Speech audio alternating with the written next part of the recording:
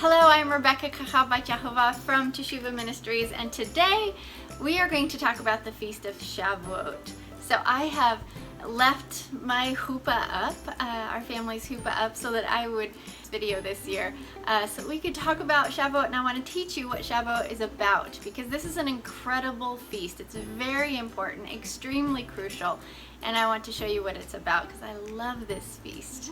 Now, it's also known as the Festival of Weeks. It's also known as Pentecost. So I know it's a little hard to say, Shavuot. It's a little hard to say, but practice. Shavuot. Shavuot. With some time, you'll get it if you don't already. So let's just dive right on in. I want to talk about why Shavuot is so crucial. And we're going to unpack ways to celebrate it, what Papa's commands are, and ways that we as Melchizedek priests can celebrate it on this side of Yahshua. We're going to talk about, you know, the first Shavuot at the base of Mount Sinai. We're going to talk about the fulfillment of Shavuot after Yahshua left. So Shavuot's an incredible feast.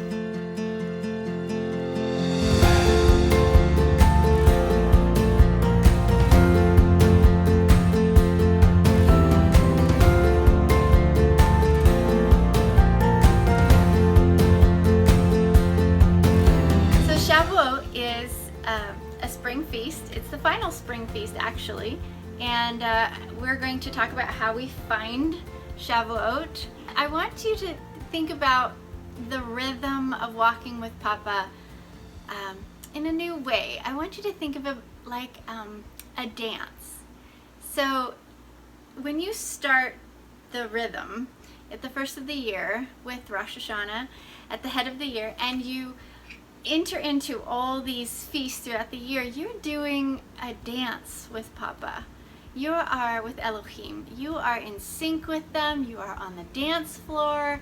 And so walking in rhythm with him is like dancing. It's like a beautiful choreographed dance that he's inviting you into.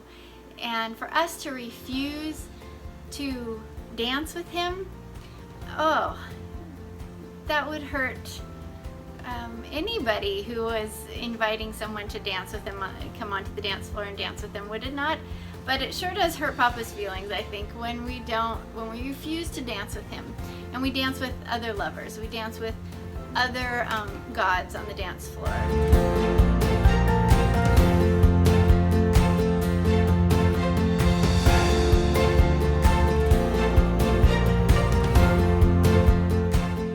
So I think if you are hearing the call to come out of Babylon and to enter into these beautiful feasts and festivals of Yahovah, that you are actually getting invited into the dance. Yahovah, your Elohim, Yahshua, the Ruach HaKodesh, they're inviting you onto the dance floor.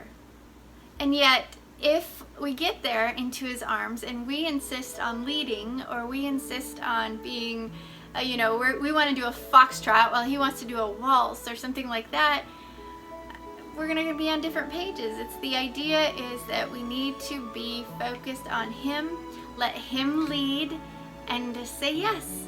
Let him lead. Get on the dance floor and walk out this rhythm. Dance out this rhythm of the year.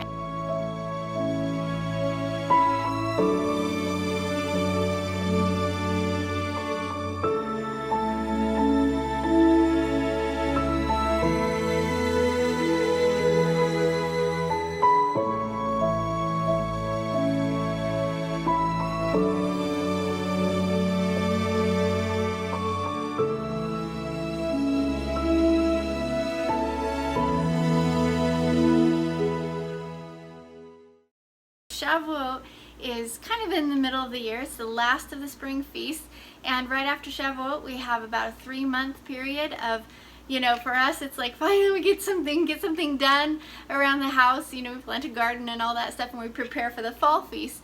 We have this little break of the annual feast for a little bit right after Shavuot, and then it starts all back up again with the fall feast. But I just love this dance. I absolutely love the rhythm with Papa, and I think that you will too if you allow yourself to get on the dance floor and let him hold you and let him teach you and let him lead. You know, don't bring onto the dance floor your other gods, your other lovers. Just pay attention to him, listen to him, and feel him. And just let him lead you.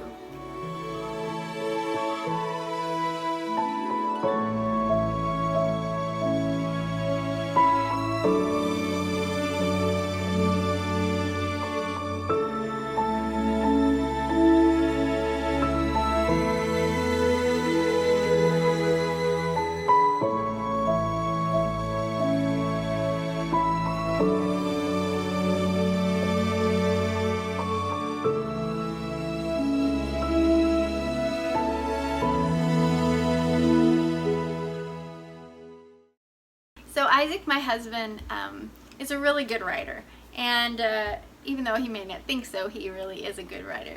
He's a great writer. And I have a quote here in my book, or our book, the handbook, Melchizedek handbook to the Feast of Shavuot, which you can find on our website. It's at Lulu as well, lulu.com.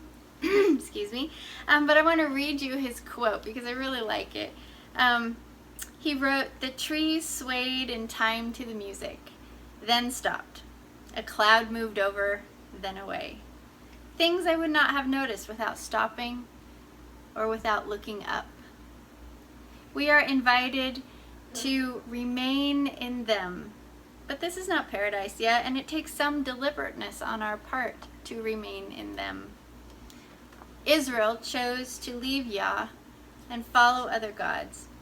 But we get to choose to turn away from the other gods and follow and remain in him." I like that quote. So when you want to remain in him, you say yes to the dance, you get on the dance floor, and you say goodbye to your other lovers, and you look at your Elohim, and you let everything else go, and you dance with him, and you feel the rhythm, feel the rhyme.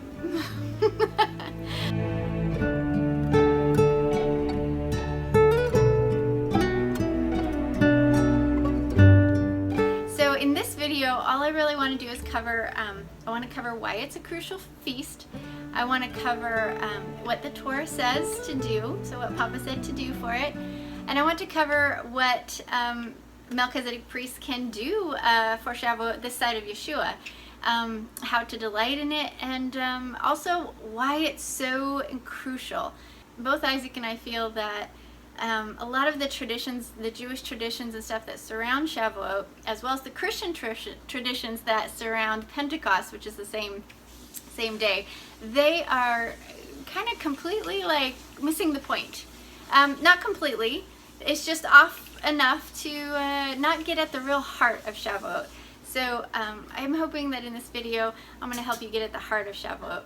This is part number 1 to Shavuot, but I also have part number 2 that you need to watch after this. And I know that they're long, but this is teaching videos, so bear with me and follow me through because you really need all of part 1 and all of part 2 to understand Shavuot.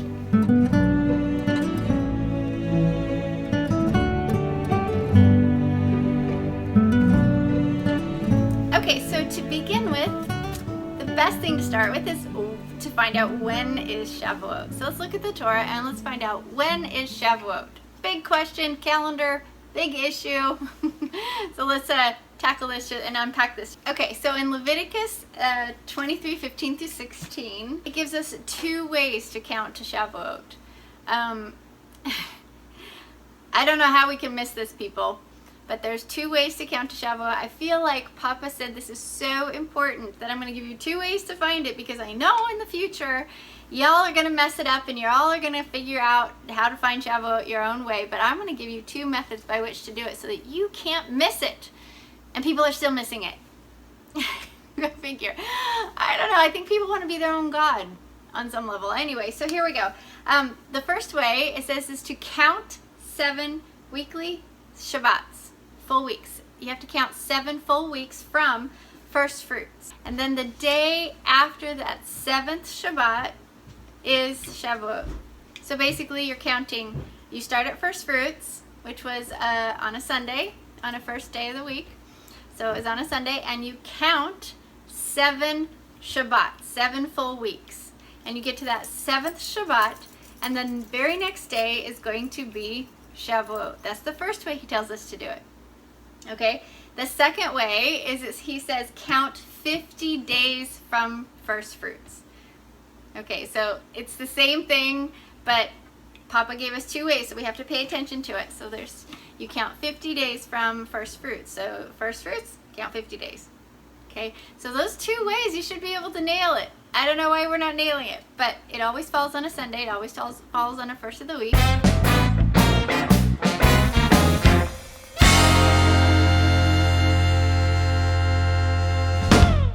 And it is a 1-day Hag feast. So that means it's actually a pilgrimage feast. So everybody was supposed to come up to Yerushalayim for the Feast of Shavuot, even though it's only 1 day. Probably was a weekend full of festivities and stuff, but just like Yahshua said to his disciples, to his Talmudim before he ascended, he said, stay in Yerushalayim and wait for the promise that was the gift that was promised you. And he's saying wait for the Feast of Shavuot, because he was only 10 days. He left 10 days before Shavuot, and so many people were coming up to Yerushalayim for the Feast of Shavuot, and he's saying, stay, don't go anywhere, just wait for this feast, because the promise will come at the feast. So there's 2 ways to find it. So there you have it. It's really easy. Don't complicate it, people, and try to make up funky ways to find it. This is the best way, the way the Torah says to do. So Leviticus 23:15-16 tells you how to find this feast.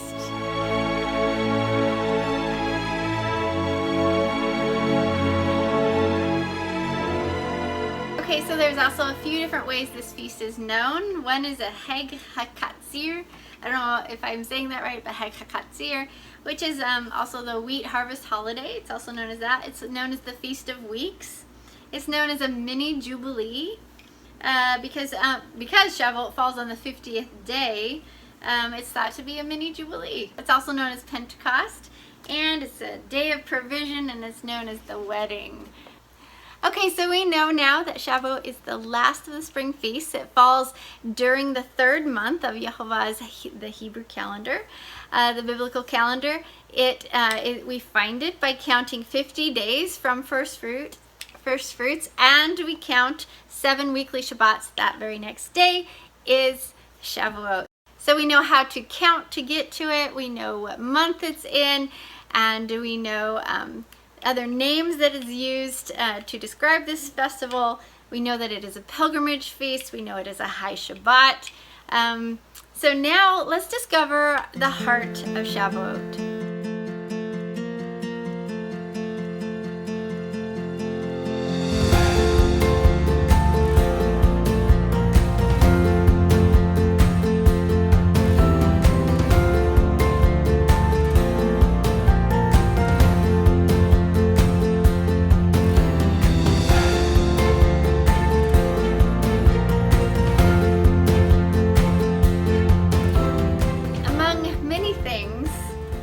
Shavuot is a request by Yahovah to meet with us. It's a request by him for us to rehearse and remember his intentions towards us.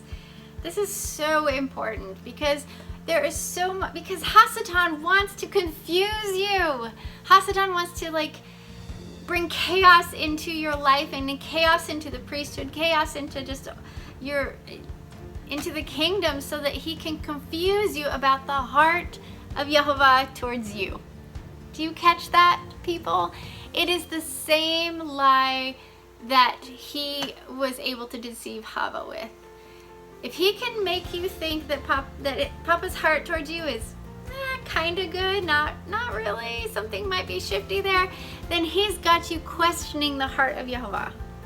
And that, my friend, is going to take you down a path of questioning, grumbling, and down to idolatry.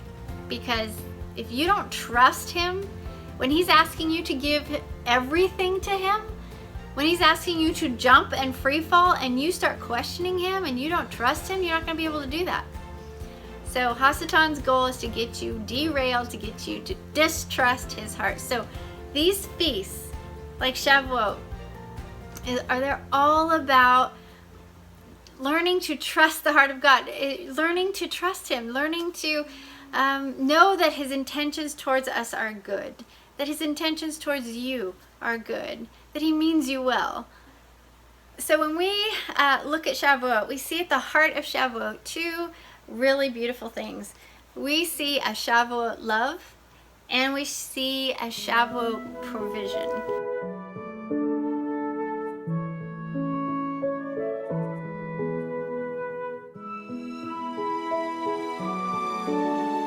It's a Shavuot love that resembles a marriage type arrangement, a marriage type love between a groom and his bride. Okay, so that's the first. So that's the love factor. This Shavuot is all about love. All right, but also at the heart of Shavuot is provision. Okay, because the groom's bride is now in danger. So the groom has to do something in order to save the bride's life so that they can live happily ever after. So Shavuot provision can save her from the greatest threat to her life and to their love. All right, did you catch that? So there's two really cool things about Shavuot. One is Shavuot love, because this is a love story. Shavuot is a complete love story between Elohim and us, Papa, Yahovah Elohim and us. And Shavuot provision. It's about Shavuot provision. How is our lover, our groom, our bridegroom to be, our betrothed, how is our God, how is our Papa going to save us so that we can live the happily ever after, so we can not die? Okay, so there's a threat to the bride, and the groom, the family of Yahovah are going to come through for us, and they're going to save the bride. And Shavuot is all about how this happens. It's so exciting. It is so beautiful. Oh my gosh. I just don't even know if I have time to do all this. So during Shavuot, we enter, or we renew, our covenant with our Creator. We focus on what Yahovah's covenant of love is, and on the loving marriage type relationship that he wants to have with us, with Israel. It is also time to seek the outpouring of the Ruach HaKodesh, the Spirit of Yahovah, who can help us fall in love with our bridegroom. It is a time to thank Yahovah for being the provision by sending his son, the kinsman redeemer, Yahshua HaMashiach. It is a time to give and rejoice. Okay, so as we start, let's do this first. Let's look at, before we look at the heart of Shavuot, as in the story of Shavuot, let's look at what Papa asked us to do for Shavuot. Okay, there are 8 commands in the Torah that he gives and wants us to do for Shavuot. So let's unpack those.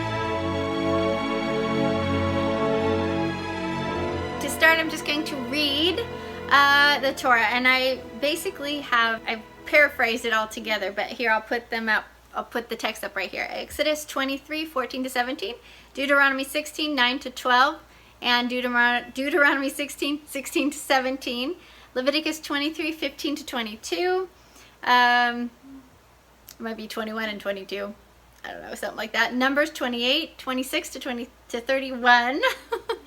So just look at, just get your Bibles open, scriptures open, and look at all the commands in there on what we're supposed to do for Shavuot. And then I've paraphrased them. Look in there and just unpack each one, and let's discover what he is asking us to do for it. So here we go. It says, you shall count for yourselves from the day after Shabbat, after the Shabbat, from the day when you brought the sheaf of the wave offering, which would be Firstfruits. 7 completes Shabbats. Count 50 days to the day after the 7th Shabbat, so you count 50 days, to the day after the 7th Shabbat. Then present a new grain offering to Yahovah. All right, that's how we find it. Here we go. Bring from your dwelling places 2 loaves of bread for a wave offering. That's the first thing. Made of blah, blah, blah, blah, blah, blah, blah, blah. And then on the same day, make a proclamation and have a holy convocation. You shall do no laborious work. Keep it as a high Shabbat. It is to be a perpetual statute in all your dwelling places throughout your generations. 3 times a year, all your men must appear before Yahovah at the place he will choose. At the Feast of Unleavened Bread, at the Feast of Weeks, and the Feast of Tabernacles. No man should appear before Yahovah empty-handed. Each of you must bring a gift in proportion to the way that Yahovah your Elohim has blessed you. And then rejoice before Yahovah your Elohim at the place he will choose as his dwelling for his name. Count off 7 weeks and remember that you were a slave in Egypt. Oh, I see so many. I see 8 things in there. All right, so 8 things the Torah says to wave 2 loaves of homemade leavened bread. So it's supposed to be leavened bread, not like matzah during unleavened bread when it wasn't. They had no yeast in it. This has yeast in it. You're supposed to wave it, but you're supposed to, if you notice, he says from your dwelling places. So unless you dwell in a supermarket, people, you shouldn't be buying your loaves of bread for Shavuot at a supermarket. Okay? Make them yourself in your own kitchen or outside over a fire. I've done that too. All right. So first thing is you make 2 loaves of homemade bread and you wave them over your head to Papa, okay, to him. Number 2, you make a proclamation. What is a proclamation? Oh my. There's so many things that you could proclaim. Now here's the coolest thing about proclamations. Okay, so proclamations are something that royalty does. Yeah. So what he's saying is I want you to practice being royalty and make proclamations on this day. All right, but what kind of proclamations could you use? Get my book and there's lots of ideas. But here are some ideas. You could proclaim the truth about this appointed time. Yeah? So you could keep it and invite others to come. You could read the contract again. You could speak it from whatever place of authority that Yahshua has given you. And if you don't understand authority, then watch my Ascension video and then you will understand authority a little better. Number 2, an idea number 2, proclamation number 2, you could proclaim the gift of the good heart. Because what you will find out later is this is what the fulfillment of Shavuot is, the good heart. So you could study and you teach the good heart. Proclamation number 3, you could renew or proclaim for the first time your betrothal promise to Yahshua and claim the offer to become his bride or his betrothed. So to do that, you could do a mikvah of identification. You could dress up in white. See? As for a wedding, you could sign a ketubah. And if you need one, I've got one on our website. It's a new Melchizedek contract betrothal ketubah agreement between Yahovah and Israel. You can buy that on our website. Proclamation number 4, you could proclaim the provision that Papa has and will send again. So Yahshua came, the Ruach came, and Yahshua will come again, and he will establish his kingdom. So to do that, you could blow the trumpets or the shofars. You could speak that from whatever place of authority that Yahshua or Yahovah has given you as well. Idea for proclamation number 5 is you could proclaim your household to be Yahovah's. You could put, to do that, you could put a mezuzah on the door, on your door frame, on your gates. We have a mezuzah if you'd like one on our website.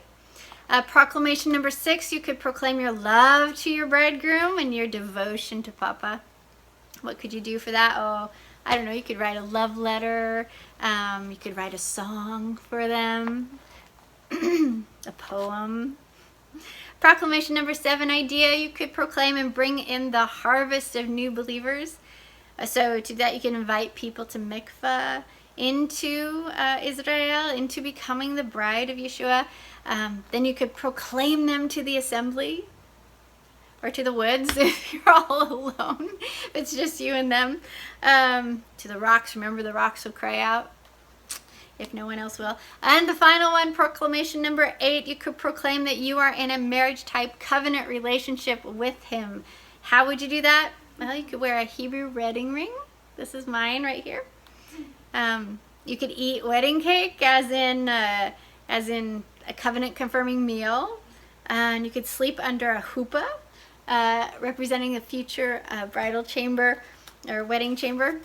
Yeah, right now I just forgot to mention I'm under our huppah. It's a linen fabric that I just draped and Isaac hung for me. So yeah, those are things you could do for proclamations. All right, so that's number 2. That's the second thing that Papa wanted us to do. So the third thing that Papa wanted us to do was to have an assembly. That means that we need to gather. Now, I know for a lot of you it might be a little difficult to find people to gather with. I know it is always hard for us to find people to gather with. So I sympathize with you.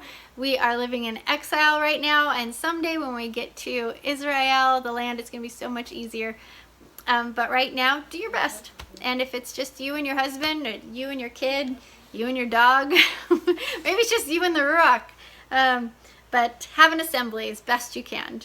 Best you can. Okay, so number 4, he said to keep it as a high Shabbat. So we have to keep it as a Shabbat, as in no work. So we don't schedule school on this day, no homework on this day, no outside work, no usual work.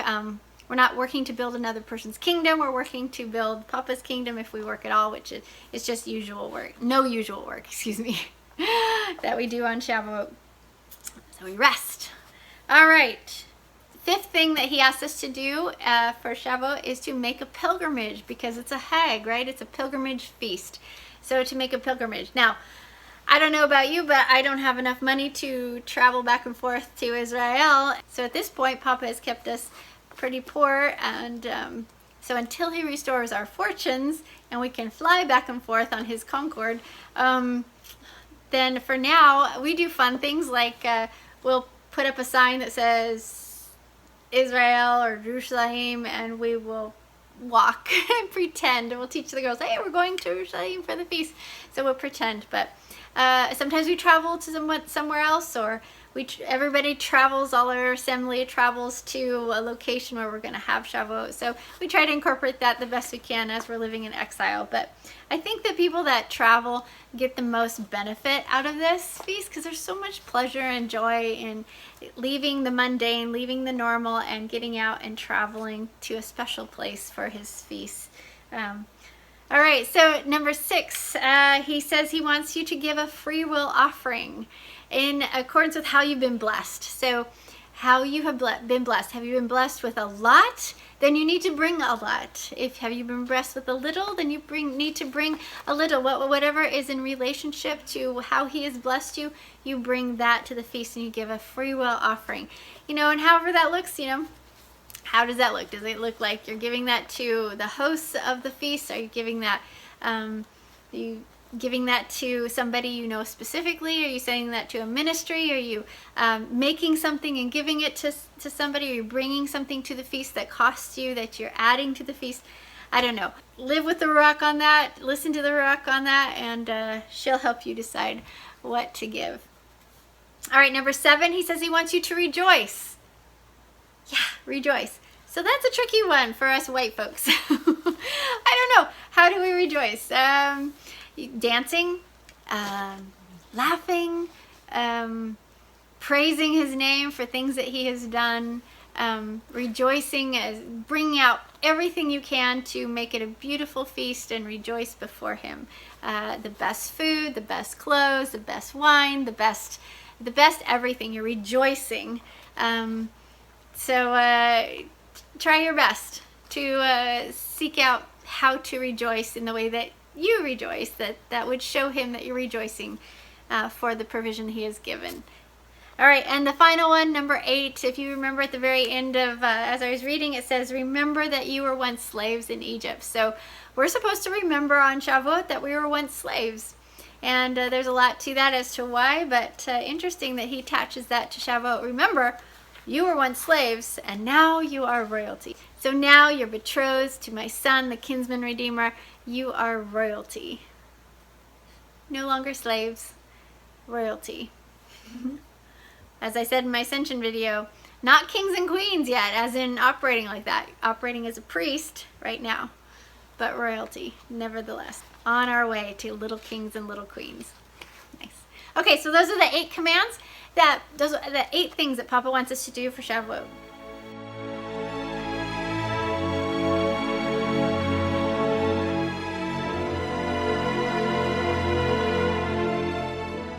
All right, so at the heart of Shavuot is a love story. It's a love story happening in the middle of a war. It is an incredible love story. If you remember, and I'm going to take you back to the first Shavuot. If you remember, the Hebrews, where Israel was enslaved in Egypt, remember? And Yahovah fought for Israel.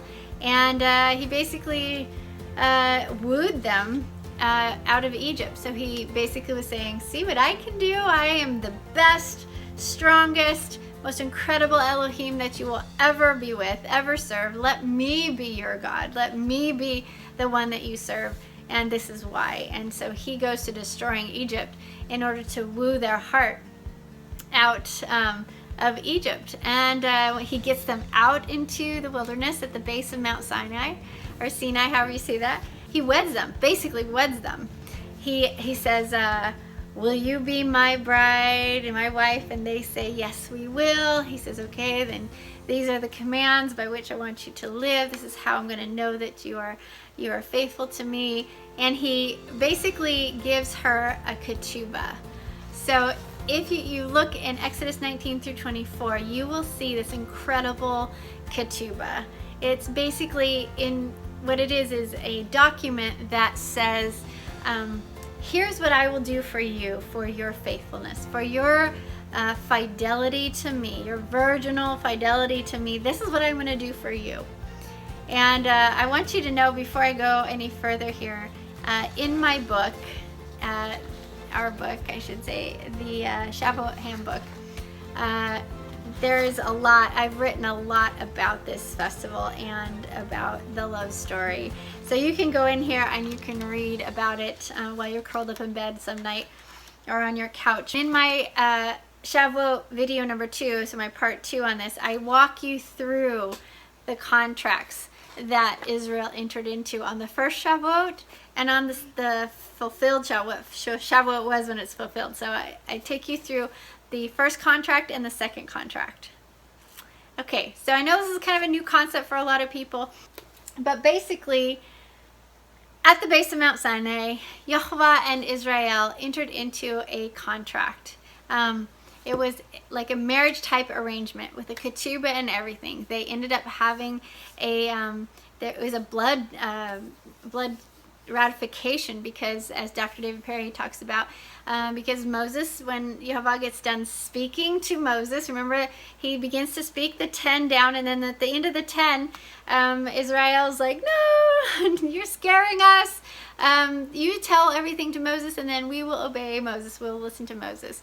And at that point, Moses and Yahovah, Moses goes up and hears the rest of it. Then he comes down, he writes it all into a book of the covenant. He does a sacrifice, sprinkles blood on the book of the covenant, then on the people. And then Nahab and Abihu and the 70 elders and Moses and Aaron, they go up to the floor of heaven, basically, on the blue sapphire floor, and they have what's called, what Dr. David Perry calls a covenant confirming meal. So it's kind of like when we get married here, you have the ceremony, and then afterwards you have this little reception where both families come together and you eat something. And it's basically where you're sitting down and you're confirming that, yes, we're all in this together. This is a good thing. We're okay with this.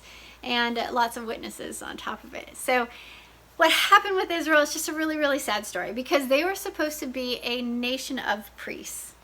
Okay? That was the goal. That was the point. One of the points was to create a nation of priests. And in my video number 2, my part number 2, I go into this quite a bit more. But 40 days after, if you remember right, Moses is up on the mountain and he's getting instructions for the tabernacle, and they create a golden calf, and they end up worshiping the golden calf in the name of Yahovah on a man-made feast day. They decided that we're going to have a feast day tomorrow, and we're going to worship Yahovah in our way through this golden calf. All right, so sounds familiar, people? Yeah. So at that moment, they broke the contract. So this was a contract that they entered into with Yahovah. It was a legal arrangement by which they were going to get his last name. It was a legal arrangement by which they were going to become a nation of priests. It was a legal arrangement to get them the paperwork that they needed to end up basically getting Hasatan's claim off of them in the future. So there was a lot of things at stake here, and 40 days later, after they said I do, they didn't. And no longer were they eligible to be a nation of priests, Now they were sick Israel. They were like, it was like they needed prescriptive law. They needed medicine to get better. So now they became a nation with priests instead of a nation of priests. Totally different. Very, very different.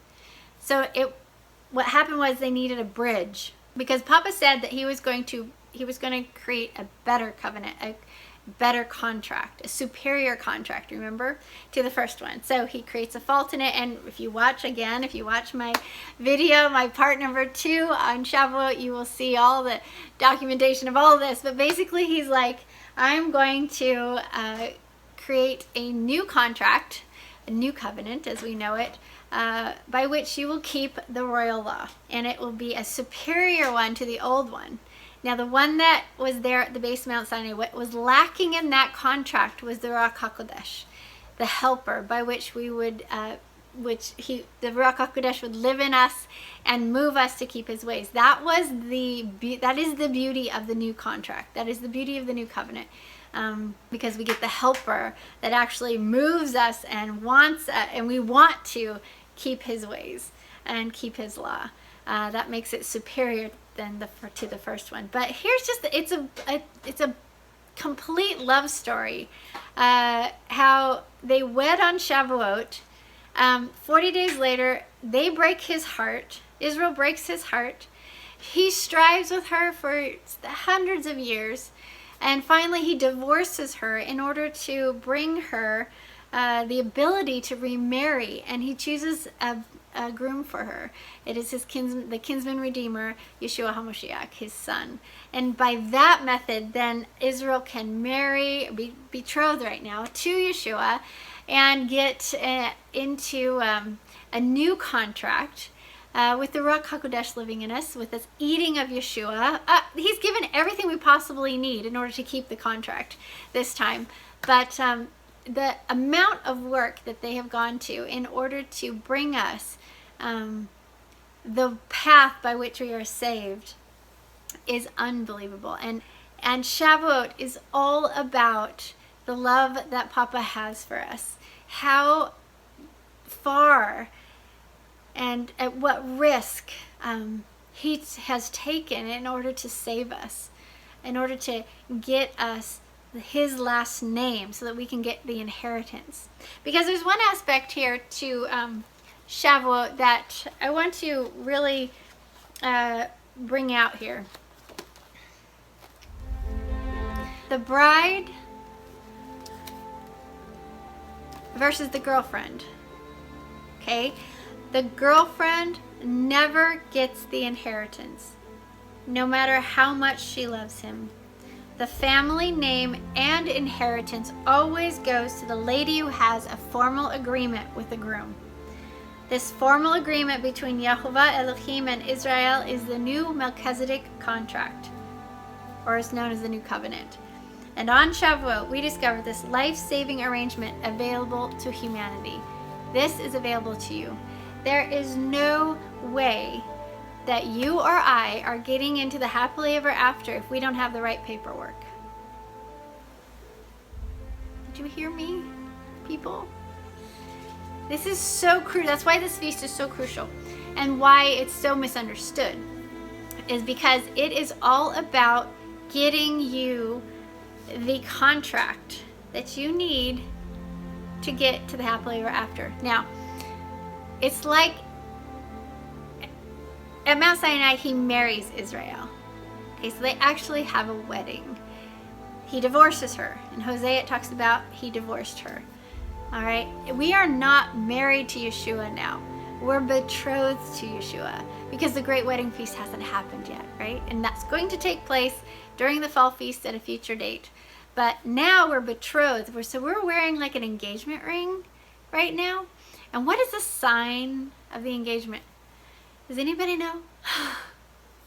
The sign of being engaged to Yahshua, it's the same as what the sign was back then, is keeping the Shabbats. So it says throughout the scriptures, this shall be a sign between you and me, my Shabbat shall be a sign between you and me. So if you're keeping Shabbat, and you have entered into a Shavuot love arrangement with him by accepting Yahshua as your bridegroom, and you've entered into the new Melchizedek contract, which requires the Ruach HaKodesh living in your heart, circumcision of the heart. It requires obedience. That is your paperwork.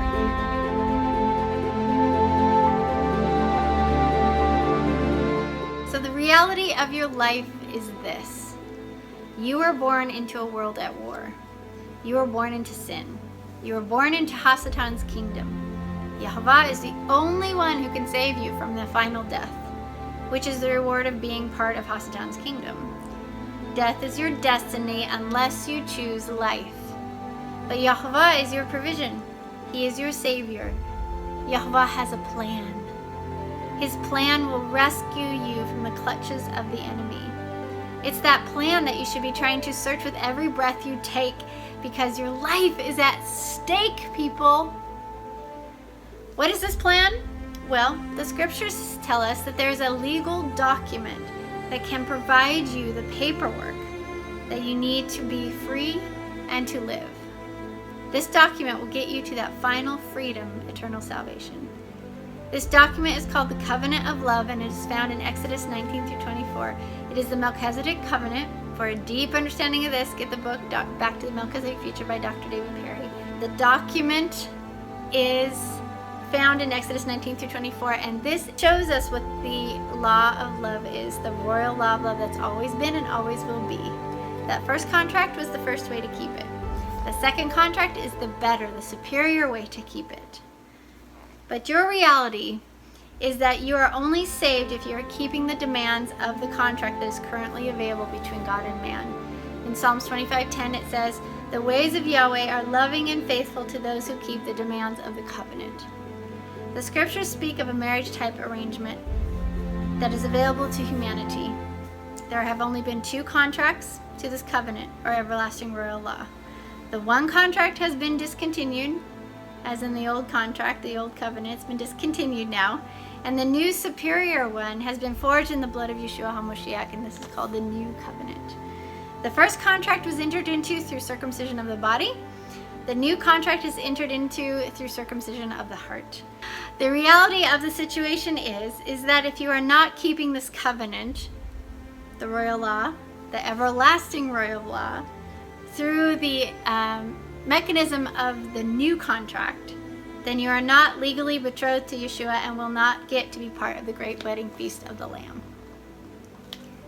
Did you catch that? This is crucial. This feast is crucial. Understanding what the contracts are, understanding the first one, understanding the final one that was fulfilled after Yeshua left with the giving of the Ruach HaKodesh.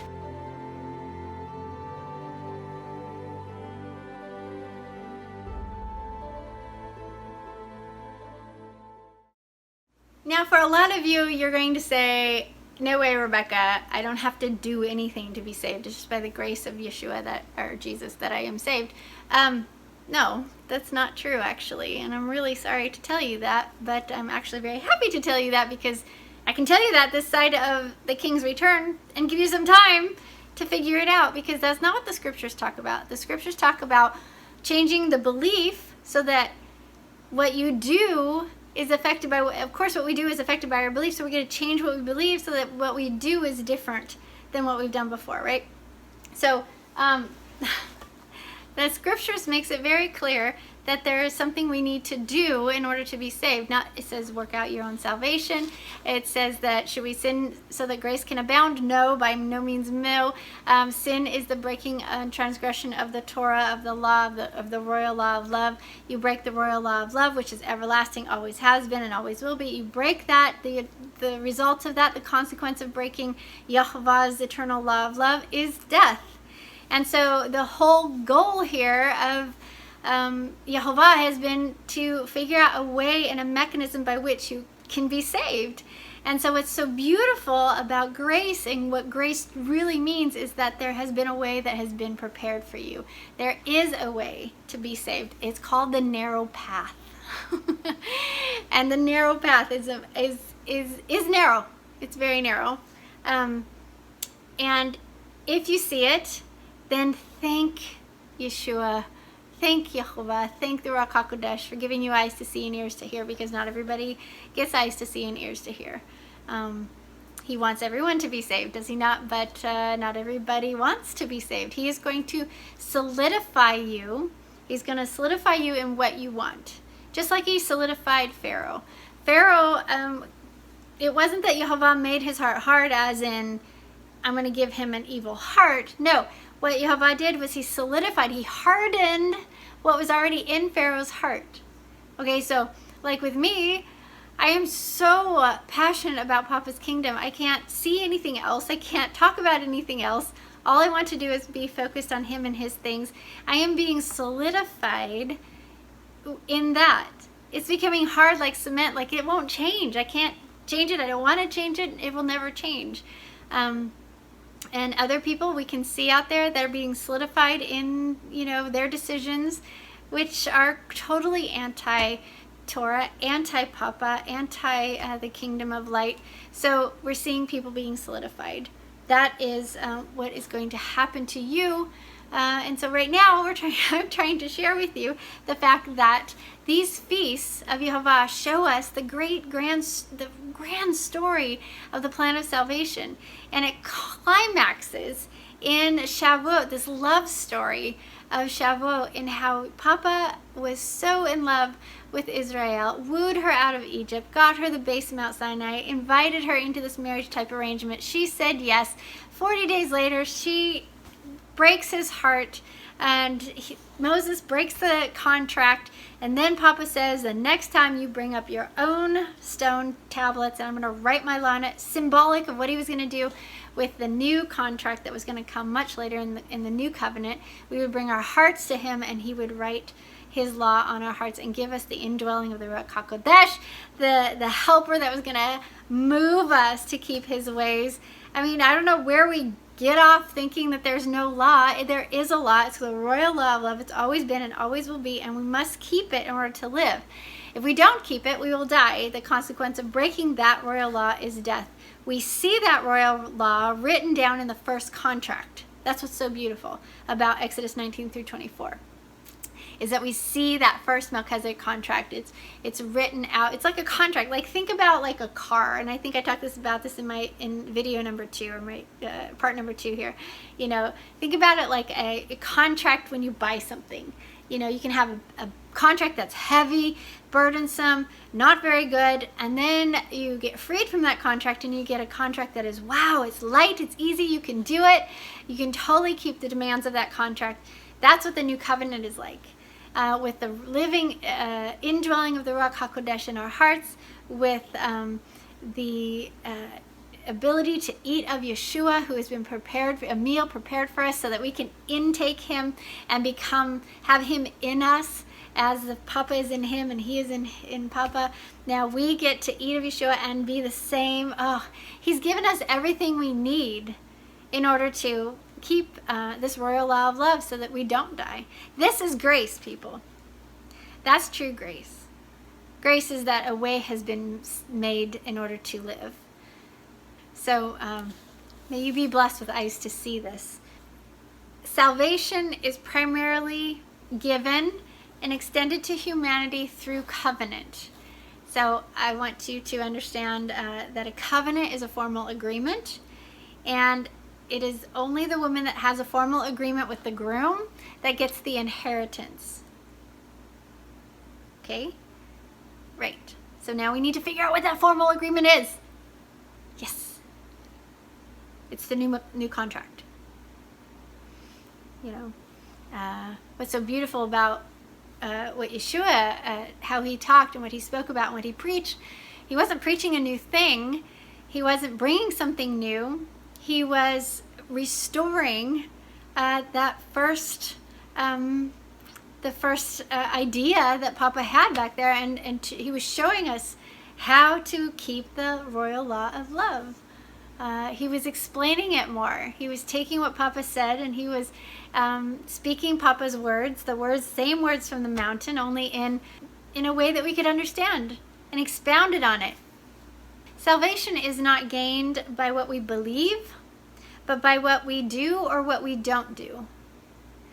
Do you catch that? Salvation is not gained by what we believe, but by what we do or what we don't do.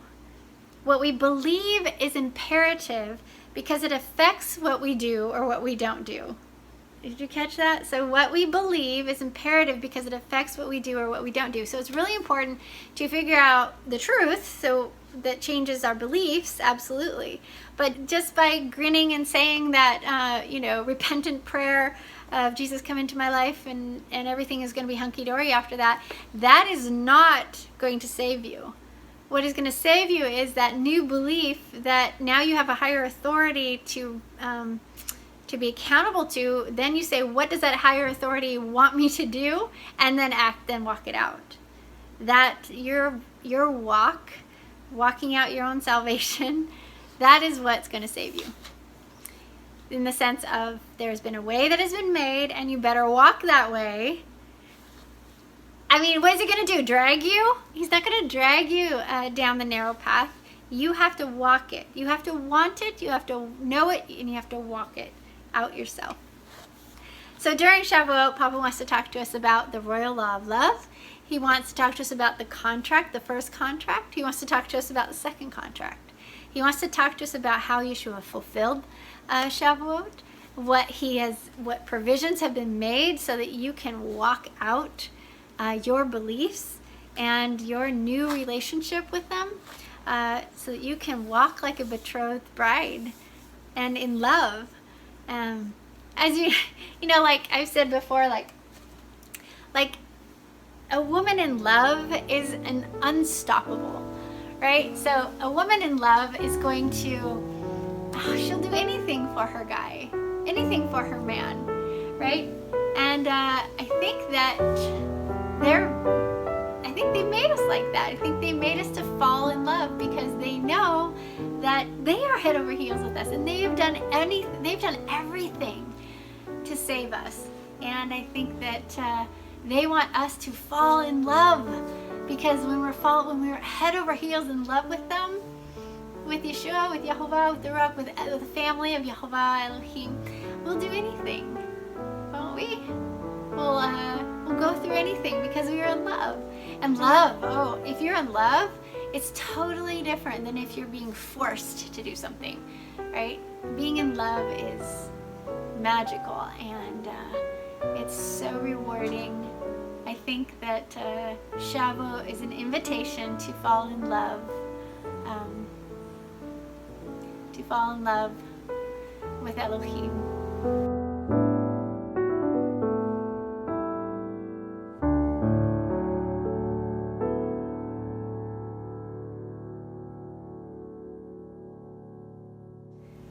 Okay, so are we pretty clear now about the first Shavuot and the second Shavuot that's important to, or when it was fulfilled? It's not the second Shavuot, but the fulfillment of Shavuot. Are we pretty clear on that? I don't know. I feel like I've been rambling a little bit, but it's been a little difficult getting here to video this. So it is several weeks after Shavuot, so my mind has gone elsewhere. So forgive me for rambling a little bit. But as I get back on track, so just to make sure that we understand, the first Shavuot was all about the marriage type arrangement that Yahovah made with Israel, and he wedded Israel at the base of Mount Sinai, there in right after he wooed them out of Egypt, and then 40 days later they broke the contract that they had just entered into with Yahovah, and so then he puts into place Plan B in order to get back to what his original intent was, but he was going to have to do it this time through his son, his kinsman redeemer, because he ends up divorcing Israel, as we see in Hosea, so that she can remarry. And he's going to choose the groom, and he chooses his son Yahshua HaMoshiach, the kinsman redeemer. And the fulfillment of Shavuot was after Yahshua ascended. He told his disciples to wait in Jerusalem for the promise that was going to come. What he was talking about was the promise of the Ruach HaKodesh that was going to be outpoured on them to live in their hearts, to establish the new covenant or the new contract in their hearts, a way to keep the everlasting royal law of love that has not gone away and never will go away. And Yahovah has just been trying to figure out a way for us to keep it. So this is the superior way through the gift of the indwelling of the Ruach HaKodesh. So the fulfillment of Shavuot happened on Shavuot, 40 days after he left, and you see that with, thousands of people coming up to the Feast of Shavuot from all different countries, speaking all different languages, and the outpouring of the Ruach HaKodesh on everyone that was waiting there on Solomon's porch. It's hundreds and hundreds, and there was like 3,000 people that were Mikvah that day into Yahshua, into the contract. If you remember the time before, or not time before, but at the base of Mount Sinai, after they had committed idolatry, 3,000 people were lost, if you remember. So, but the fulfillment of Shavuot was the indwelling of the Ruach. It was the gift. So Yahshua left, the Ruach came. The Ruach is here now, moving you into contract with the King of the universe. Through betrothal to his son, you are going to be engaged, per se, and you're going to wait, operating as a priest right now, waiting until the great wedding feast when it will be consummated.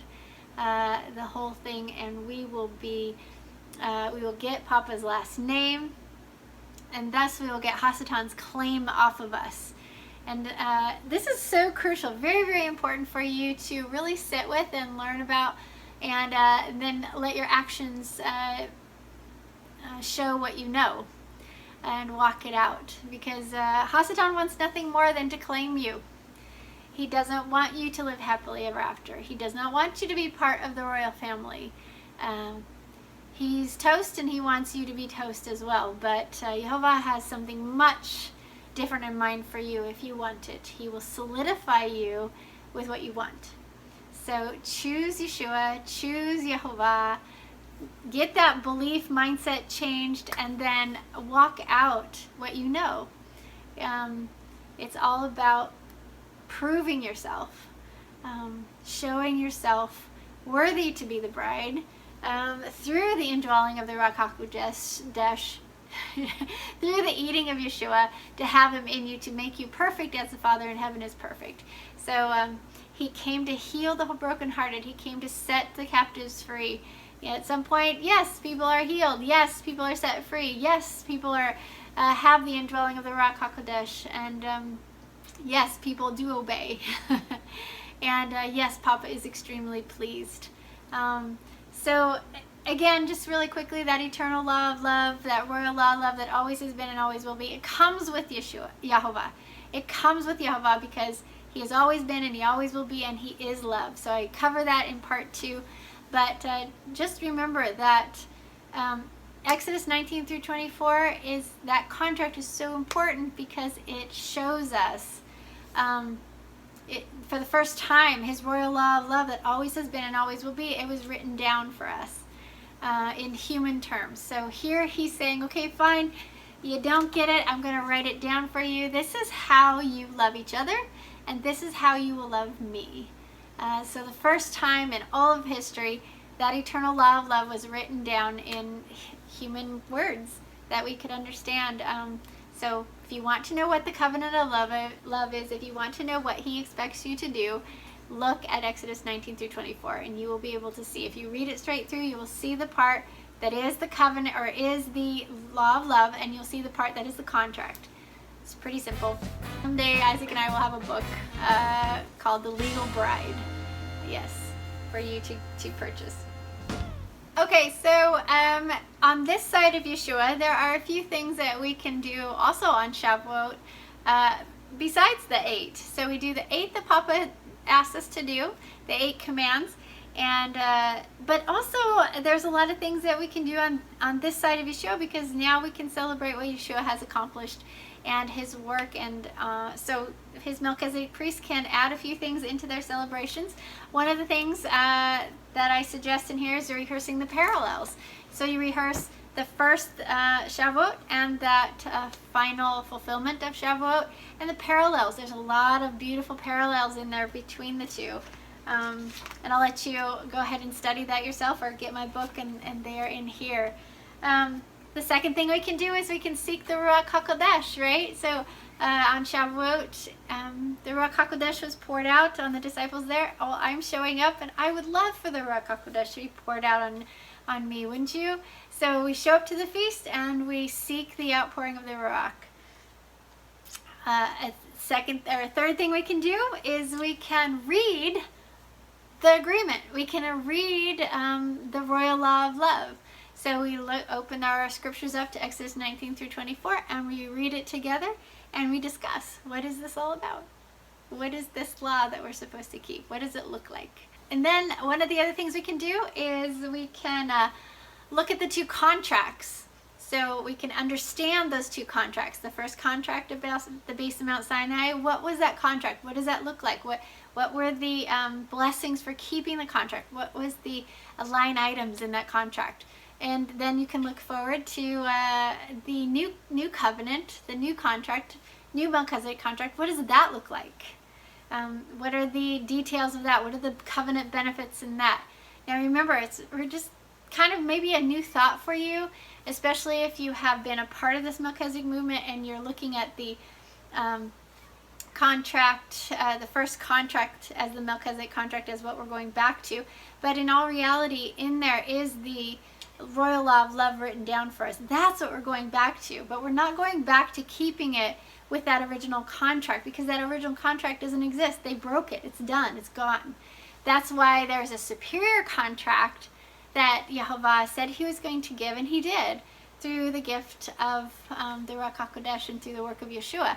So that new contract is available. Same law, royal law of love, new contract, new mechanism by which we keep the royal law of love. So I know Dr. David Perry's book doesn't look at it like that, but we do, and in our book, The Legal Bride, we will be really focusing on that and showing you how that works. But hopefully this is ringing true with you, at least sparking some stuff. This is what the feasts are all about, in the sense of there's opportunity throughout the year to talk about certain things at certain times of the year. And so at this time of year, he wants to talk about the marriage type arrangement. He wants to talk about covenant love. He wants to talk about covenant and salvation. He wants to talk about salvation, like the path by which he has made for you to get to the happily ever after. That's what he wants to talk about during Shavuot. So, for all the Shavuots that we have celebrated, I mean, you cannot exhaust this. So you're not going to learn it all in one. It's going to take some time. So don't stress, don't panic, don't freak out or anything like that. It will come with time, but start. Definitely start. Start studying it. Remember, you study it so that it changes your beliefs, so that it changes your actions, right? Da'at yada. So another meaningful thing we can do, Melchizedek priest can do on this side of Yahshua, is we can rehearse the fulfillment of Shavuot, right? When the Ruach HaKodesh came and lit on their heads with the fire and tongues of fire, and I believe it's a Hebrew letter that has deep meaning in there, but we can rehearse the fulfillment of Shavuot. That's a really good thing to do on Shavuot. Another thing we can do is we can get a new identity.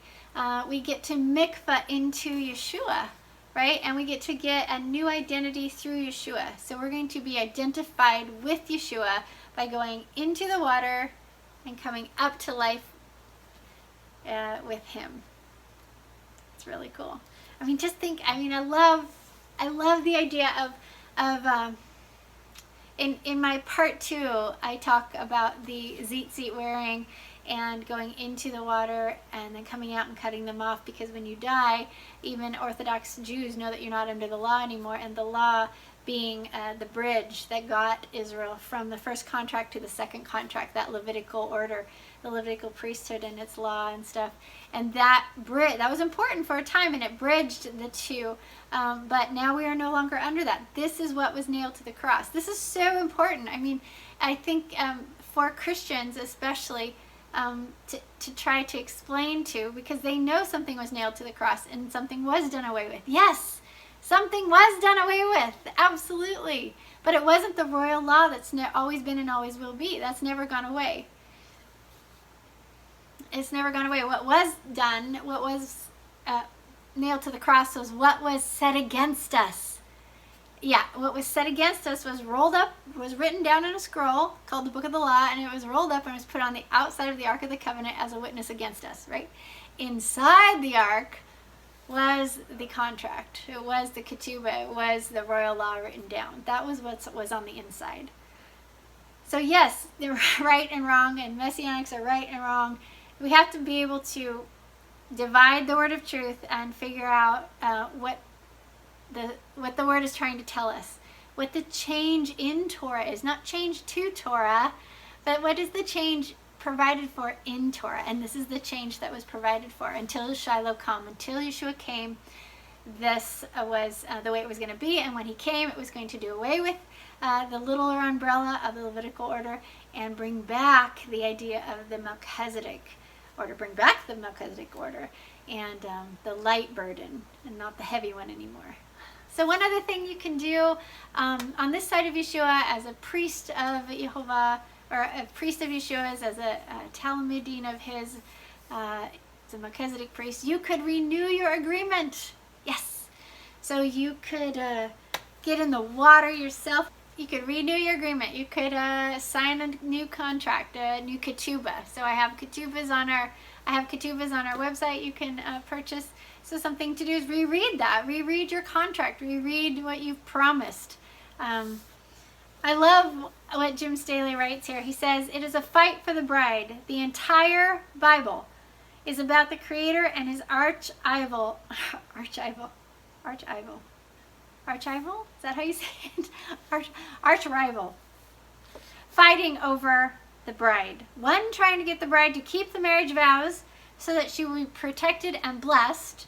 The other one trying to get her to forget about her covenant so that she will be cursed. Did you catch that? Jim Staley, The Case for the Covenant. I love that. It's a fight for the bride. One side's trying to save her and the other side's trying to destroy her. He says, from Genesis to Revelation, it's all about the wedding vows. Get rid of the idea of commandments, people, and laws. At the heart, they are wedding vows. That's all Elohim is looking for, is for his bride to honor her wedding vows. And from what we can see, keeping your wedding vows requires annual remembering and then endurance to act as a married person.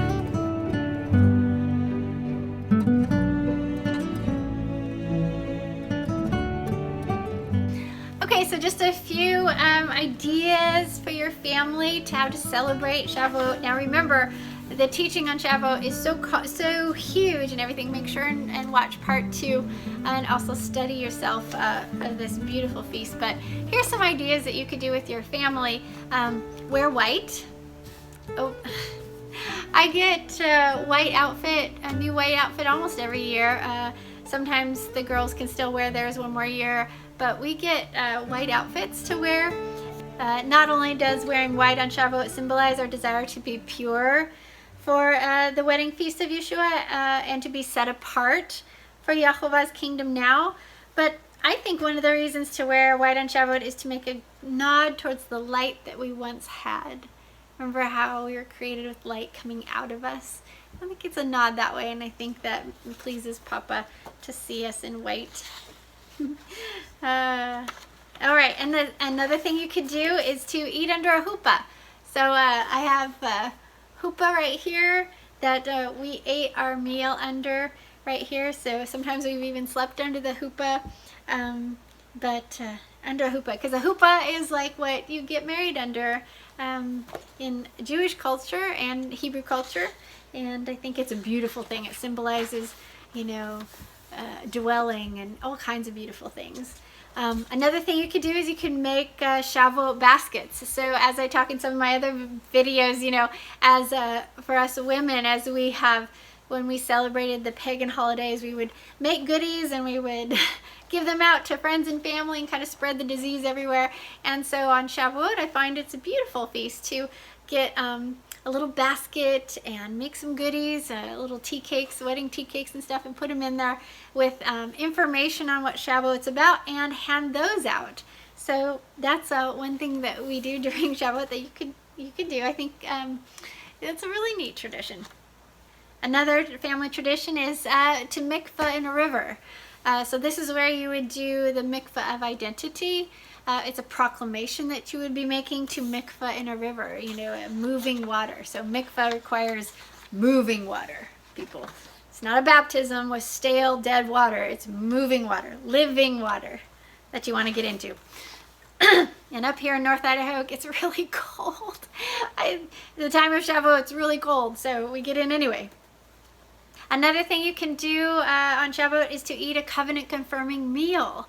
So we have a wedding banquet. It's symbolic of a future event because we're not married yet, but we've come into contract with him. So we're going to have a little engagement party with some food. So we also read the covenant. What is it we are agreeing to do? This is a good thing to rehearse every year, to remember what it is I'm agreeing to do, and how does love look like? What does love look like on human beings, to humans, and to Elohim? What does that look like? So we reread the contract or the covenant. So we also make it beautiful. This is a nice tradition, is to make this a very beautiful feast. The one that my girls, they really love this feast. There's lots of beauty in this one with flowers and the white dresses and the white linen and the chuppah and the beautiful food and the wedding cake or the wedding tea cakes. So one thing that I do for Shavuot is I have special plates, I have special glasses, I have special table linen and serving dishes, and I have my banner, as you can see back here. I have my poster that I put up. Another thing you can do is wear Hebrew wedding rings. So like mine right here, like I showed you a little bit ago. This left hand is for all my covenant relationships, which is for my husband, my blood covenant relationship, my husband, and one for Yahovah. Or this is the one. Mine actually said it's kind of gotten kind of lost all the words on it, but it was engraved with, "I have found the one my heart loves." Yes. All right, and then we also dance, we rejoice. So we have dancing and we have good music. Yeah, a little hard to rejoice sometimes when you don't feel like it, but good to practice.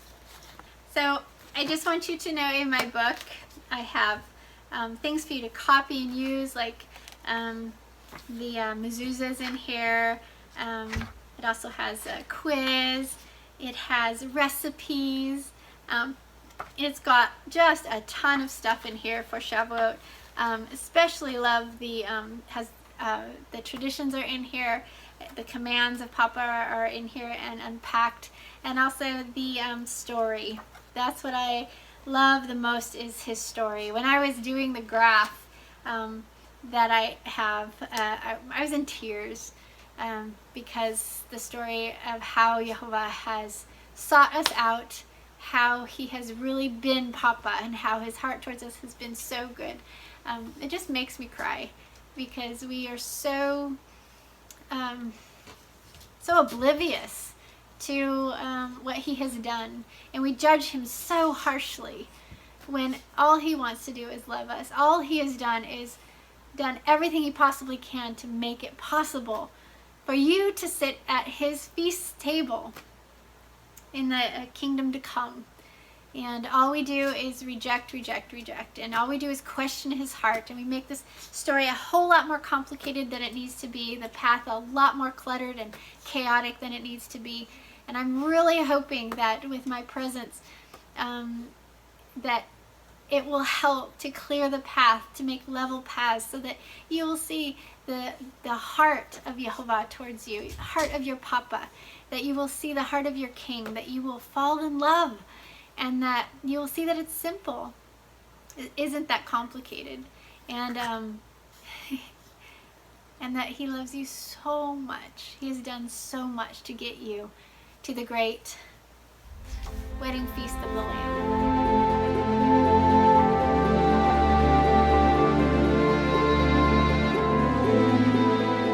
So how do you know if somebody is in contract? You will know by their fruits. You will know because their fruits will be what Yahshua said they would be. They will be keeping the commandments. They will be keeping the royal law of love. And you will be able to tell. They will be doing it in a spirit of love, not of hate or chaos making. They will definitely divide people, because Yahshua himself said, I came not to bring peace but a sword to divide. And just by living this out, by walking this narrow path, even if you do it in a spirit of love, you are going to divide just by your presence, just by you making a stand.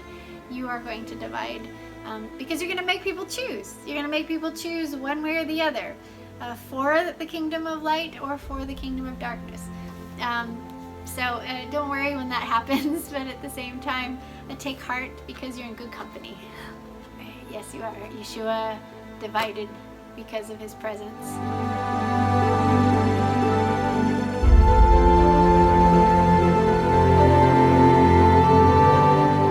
Okay, so that concludes my basics teaching on Shavuot. Do you remember what Shavuot's about now? I hope so.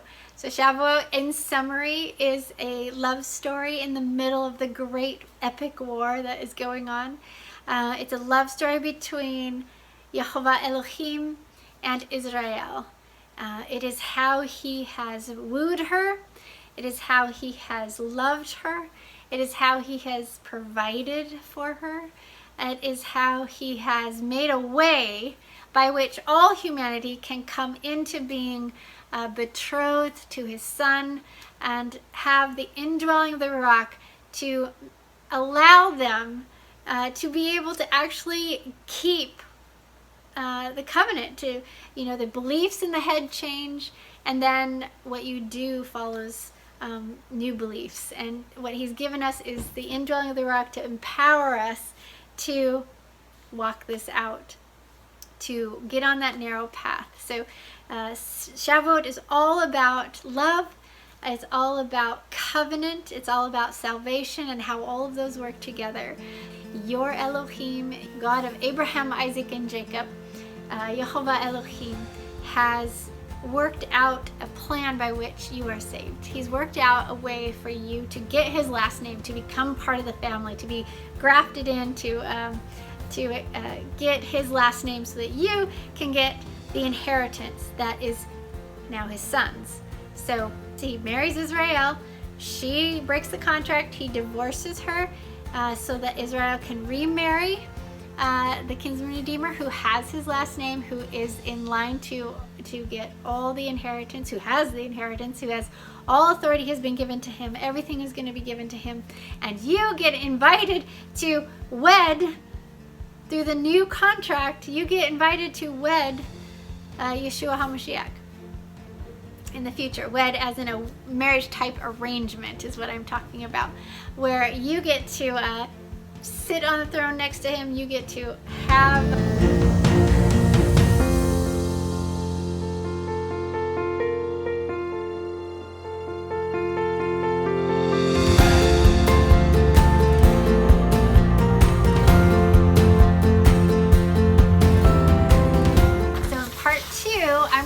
over this graph. So stay tuned and watch part 2, because I'm going to go through this graph for you that shows you the path by which we are saved. It will show you the narrow path. It shows you what changes took place when Yahshua became high priest and king in the Melchizedek order.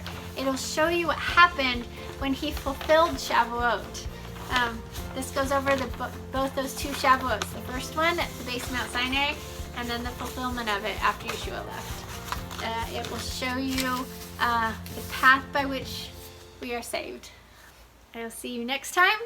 And until then, next Shavuot, get my packet, get in the water, and Mikvah, the Mikvah of identification, and wear the sign of betrothal, the sign of being in covenant, the sign of doing and being in that Shavuot type love.